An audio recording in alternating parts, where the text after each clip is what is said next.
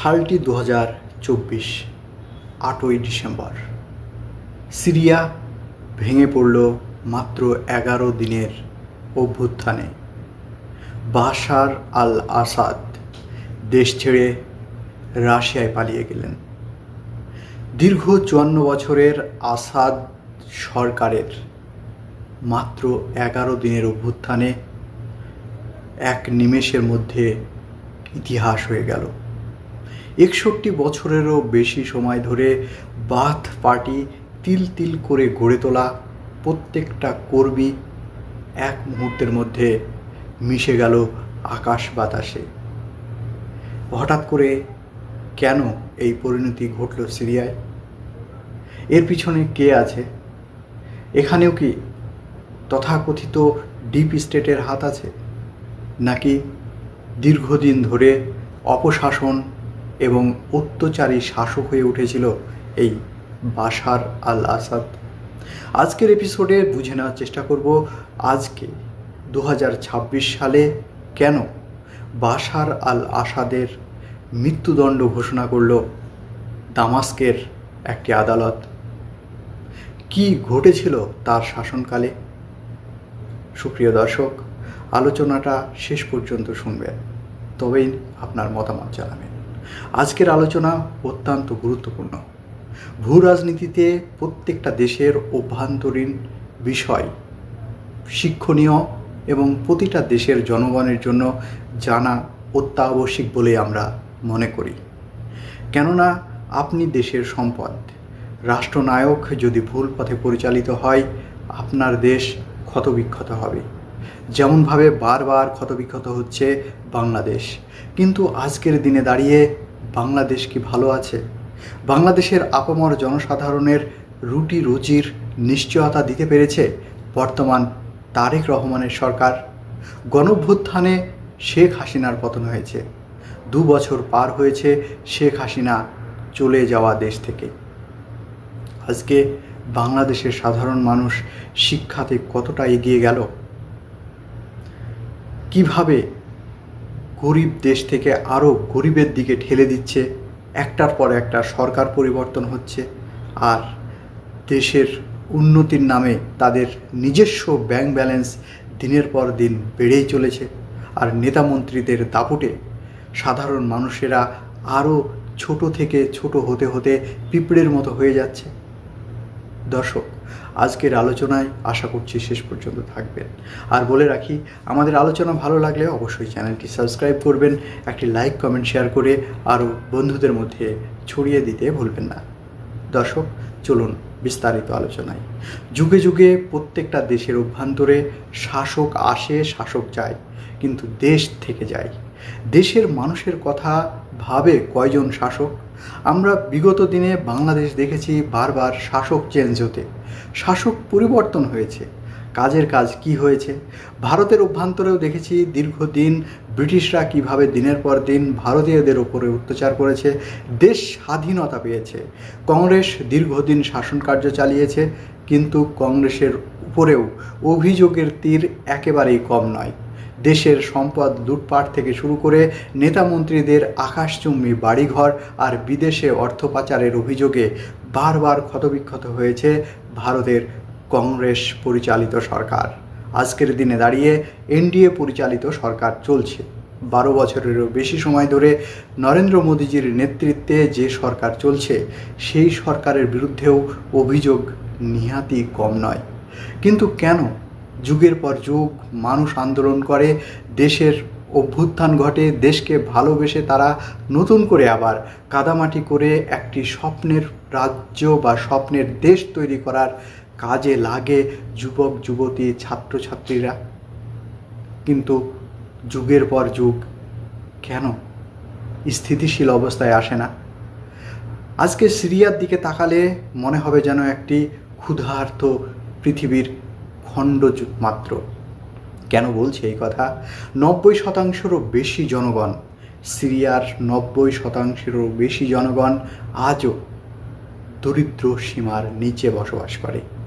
ভাবছেন, দারিদ্র সীমার নিচে বসবাস করে 90%-রও বেশি জনগণ, এখনো পর্যন্ত ঘর ছাড়া। কয়েক লক্ষ মানুষ, তারা আজকেও ঘরে ফিরতে পারেনি। দেশ থেকে বাশার আল আসাদের সরকার পতন ঘটেছে, কিন্তু অভ্যন্তরের সমস্যা কি মিটেছে? আজকে আমরা দেখে নেব অভ্যন্তরে কি কি সমস্যা আছে। কয়েক ঘন্টা, দিনে মাত্র কয়েক ঘন্টা ইলেকট্রিসিটি থাকে এই সিরিয়ার মধ্যে।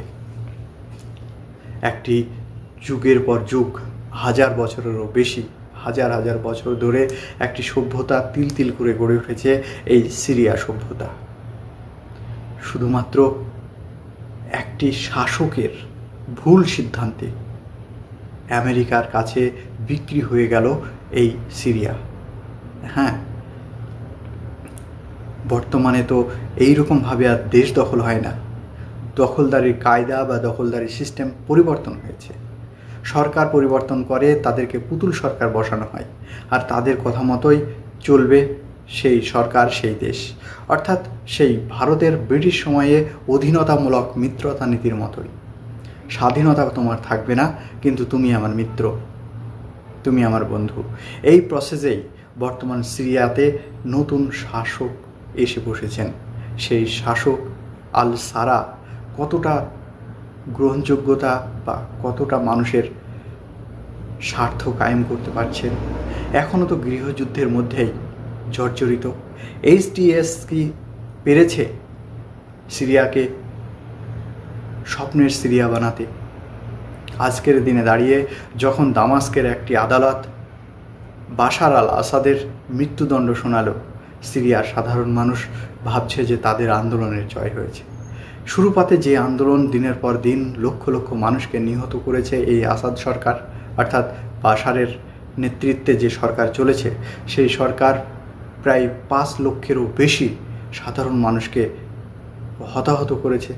আয়না ঘরের মতো বিভৎস কারাগার, যে কারাগার জীবন্ত একটি জাহান্নাম নামে পরিচিত, সেই জায়গায় থেকে আজকের দিনে দাঁড়িয়ে মানুষ কি পেরেছে সঠিক পথ খুঁজে? সাইদ নায়া, এই সাইদ নায়া নামের যে জেল, সেই জেলখানার মধ্যে একটি কসাইখানা বললে কম বলা হবে। সাধারণ মানুষকে বাশার আল আসাদ ধরে নিয়ে এসে তাদেরকে নির্মমভাবে অত্যাচার আর জীবন্ত কসাইখানায় যেগুলো হয় সেগুলোই কার্যকারী করেছে। সুপ্রিয় দর্শক, আজকের দিনে দাঁড়িয়ে বাশার আল আসাদের মৃত্যুদণ্ড কার্যকারী হলো, ঠিক বাংলাদেশের হাসিনার মতোই। কিন্তু হাসিনা যেমনভাবে সুন্দরভাবে দিল্লিতে বসে ভাষণ দিচ্ছে, ঠিক একই রকমভাবে বাশার আল আসাদও কি একই রকমভাবে ভাষণ দিতে পারবে রাশিয়াতে বসে? কেননা যে মানুষটির বিচার হচ্ছে সেই মানুষটি কিন্তু কাঠগড়ায় নেই। তার সঙ্গে সঙ্গে তার ভাই মাহেরেরও বিচার হয়েছে। মাহের আল আসাদ তিনি ছিলেন একজন সেনাবাহিনীর কমান্ডার, তার নেতৃত্বেই এই গণ অভ্যুত্থান সংগঠিত হয়েছে এবং প্রমাণিত। অতএব তারও মৃত্যুদণ্ড হয়েছে ঘটনাচক্রে। তিনিও কিন্তু সিরিয়াতে নেই, তিনি কোথায় আছেন? রাশিয়ায়। আর অন্যদিকে একজনকে 2025 সালে আটক করা হয়েছে, তায়েফ নাজিল। সেই তায়েফ নাজিলকে যদিও তার রায় শোনানো হয়েছে, মৃত্যুদণ্ড হয়তো বা তায়েফ নাজিলের হবে। দেখা যাক শেষ পর্যন্ত কোন দিকে মোড় নেয়। তবে আজকের এপিসোডে কেন সিরিয়া নিয়ে কথা বলছি? আজকের দিনে দাঁড়িয়ে সিরিয়া নিয়ে কথা বলার উদ্দেশ্য বাংলাদেশ এবং ভারতের কি শিক্ষা নেওয়া আছে। বাংলাদেশ এবং ভারতের মানুষের কাছে এই এপিসোড থেকে অনেক কিছু শেখার আছে। শাসক আসে, শাসক যায়, দেশ থেকে যায়। কবির ভাষায় বলতে গেলে এই পৃথিবীকে আমি বাসযোগ্য করে যাব। মানুষ অন্যের তরে বেঁচে থাকে, আর যারা দিনের পর দিন নিজের শাসন ক্ষমতা জারি রাখতে গিয়ে মানুষের উপরে অত্যাচার আর অন্যায়ের জুলুমের ছড়ি ঘোড়ায়, তারা একটা সময় ইতিহাস থেকে বিলীন হয়ে যায়, অথবা ইতিহাসের পাতায় তাদের কুখ্যাত হিসাবেই পরিচিত থাকে। লক্ষ লক্ষ মানুষের এই যে নিহতর খবর বা নিহত হয়ে পড়েছেন বাশার আল আসাদ কোন ধর্মের মানুষকে মেরেছেন? মুসলিম ধর্মের। তিনি কোন ধর্মের? তিনিও মুসলিম ধর্মের।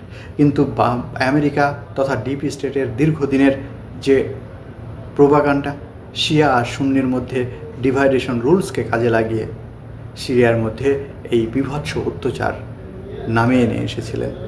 আর সেখানে হাজির ছিলেন খোদ তুরস্ক, সৌদি আরবের মতো দেশ।